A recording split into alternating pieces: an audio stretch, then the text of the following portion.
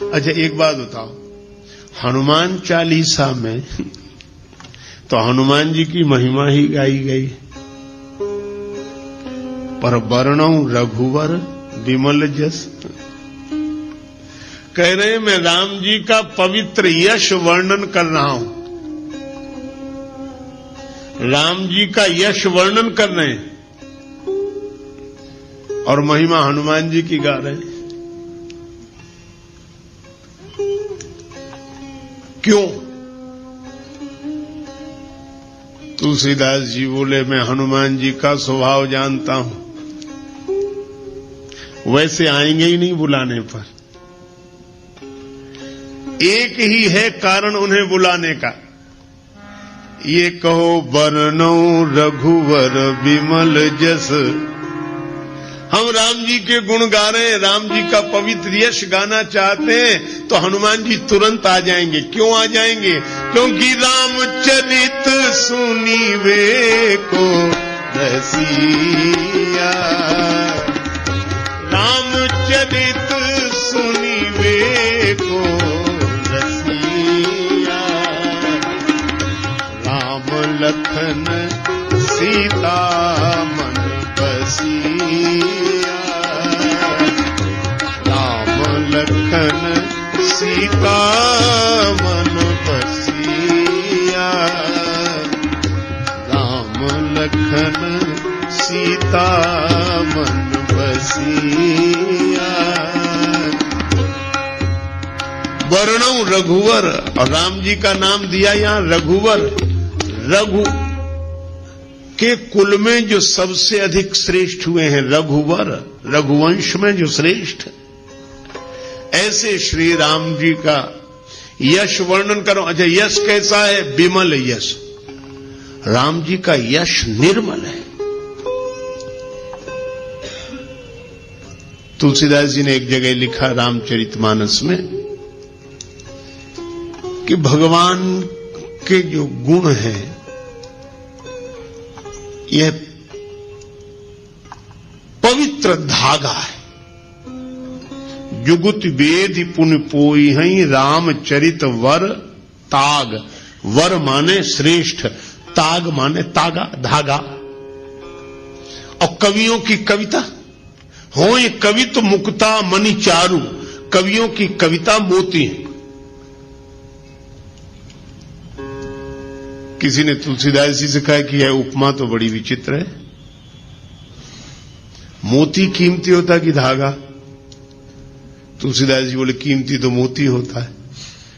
तो बोले कवियों की कविता कीमती है कि राम जी का चरित्र? तुलसीदास जी बोले राम जी का चरित्र। राम तुम्हारा चरित्र स्वयं ही काव्य है, कोई कवि बन जाए सहज संभाव्य है। मैत्री शरण गुप्त जी की यह पावन पंक्तियां सचमुच राम जी के चरित्र की ही विशेषता है। ठीक है, तो कवियों की कविता को मोती क्यों बनाया आप? राम जी के चरित्र के प्रेरक प्रसंगों को मोती बनाते और कवियों की जो श्रृंखला आई है कविता की उसको धागा बनाते। तुलसीदास जी बोले हमने जानबूझकर नहीं बनाया। क्यों? बोले मोती भले ही कीमती हो, लेकिन मोती की माला बनानी पड़ेगी तो मोती में छिद्र करना पड़ेगा। अब मैं राम जी के चरित्र को मोती की उपमा कैसे दे दूं? क्योंकि हमारे राम जी के चरित्र में तो कहीं छिद्र है ही नहीं, इसलिए मैंने मोती नहीं बनाया। हाँ, राम जी का चरित्र धागा है और यह धागा इतना अनंत है कि चाहे जितनी कवियों की कविता रूपी मोती इसमें पिरो दिए जाएं, पर इस धागे का कभी अंत होने वाला नहीं है। हरि अनंत हरि कथा अनंता। राम जी का चरित्र ऐसा पवित्र चरित्र है, तुलना नहीं करनी चाहिए। कोबड़ छोट कहत अपराध हो, पर राम जी अपने आप में अद्वितीय हैं। निरुपम न उपमा आन, राम समान राम निगम कहें। भगवान श्री राम से गुरुदेव विश्वामित्र जी ने कहा कि राघवेंद्र इस शिला को चरण छुलाओ, इसका उद्धार होगा। चरण कमल रज चाहते, कृपा करहु रघुवीर। राम जी ने कहा गुरुदेव आपके आगे, आप तो हमारे भी गुरु जी हैं, आप चरण छुला दें। गुरु जी बोले बात बड़े छोटे की नहीं है,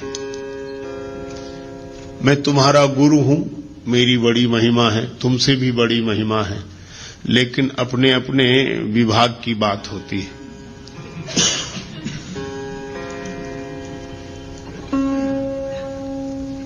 कहीं कहीं चेले की महिमा गुरु से भी अधिक होती है। राम जी बोले सो कैसे? आपने तो मुझे भी ज्ञान दिया है। बोले बात ज्ञान की नहीं है राम, सुनो। क्या कहा कि अहिल्या का जो पतन हुआ है यह भ्रमवश इंद्र को गौतम के रूप में स्वीकार करने से चरित्र से पतन हुआ, चरित्र चला गया, और चरित्र से जो गिर गया हो उसका उद्धार कौन करे? तब गुरु जी ने कहा कि चरित्र से जो गिर गया उसका उद्धार उसकी चरण धूलि कर सकती है जो चरित्र से कभी न गिरा हो। और राम इस दृष्टि से देखें तो एकमात्र तुम ही हो और कोई नहीं है। क्यों? मन में विकार आ जाता है पर हम ज्ञान वैराग्य विचार के बल पर संभल जाते हैं।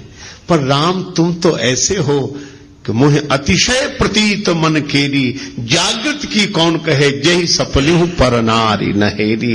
ऐसा विमल चरित्र, पवित्र चरित्र तो केवल श्री राम का है। राम तुम्हारे जैसा कोई चरित्रशील नहीं, इसीलिए मैं कहता हूं कि जो चरित्र से गिर गया है उसका उद्धार होगा तो तुम्हारे जैसे चरित्रशील की चरण धूलि से ही होगा। इसलिए चरण कमल रज चाहती, कृपा करहु रघुवीर। राम जी जैसा निर्मल चरित्र, पवित्र चरित्र दूसरा नहीं।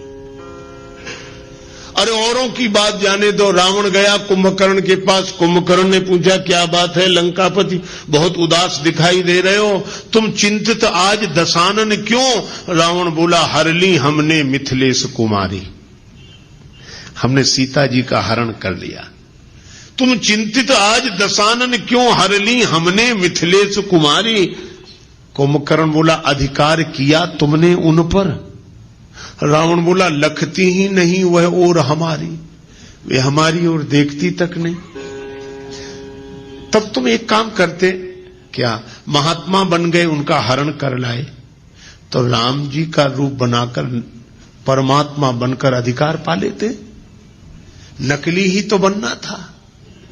रावण बोला कि बड़ी कठिनाई है। क्या? तब राघव ही न बने तुम क्यों? कुंभकर्ण ने पूछा।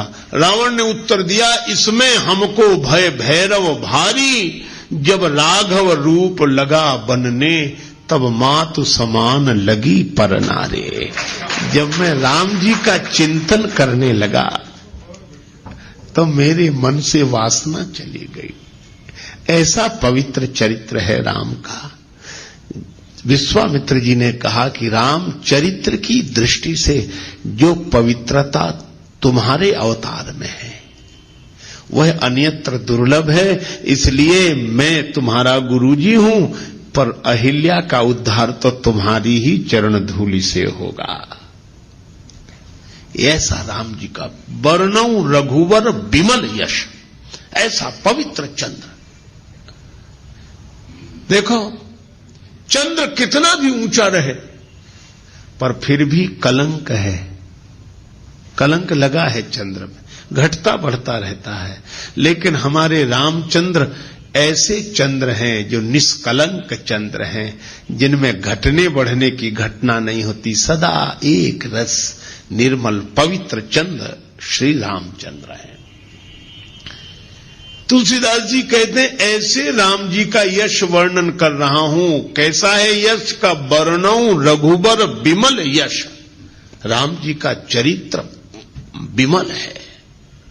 अच्छा, तो ये मन को क्यों सुधार रहे हो? निज मन मुकुर सुधार, कहा कि पवित्र चरित्र का वर्णन पवित्र मन से ही किया जा सकता है। सो न होय बिनु विमल मति मोहि मति बल अति थोर।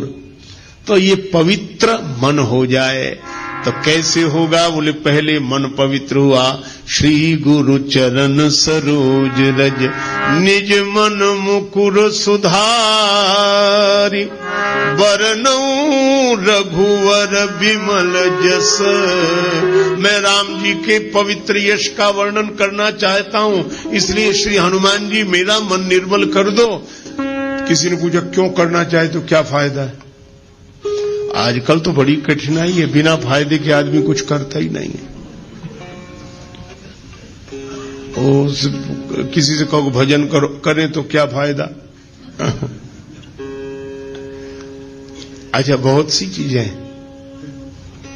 एक आदमी ने हमसे बार बार कहा, वो बहुत तंबाकू गुटखा खाते थे, बार बार मुंह भर लें, फिर कहें आप भजन की कहते हो क्या फायदा?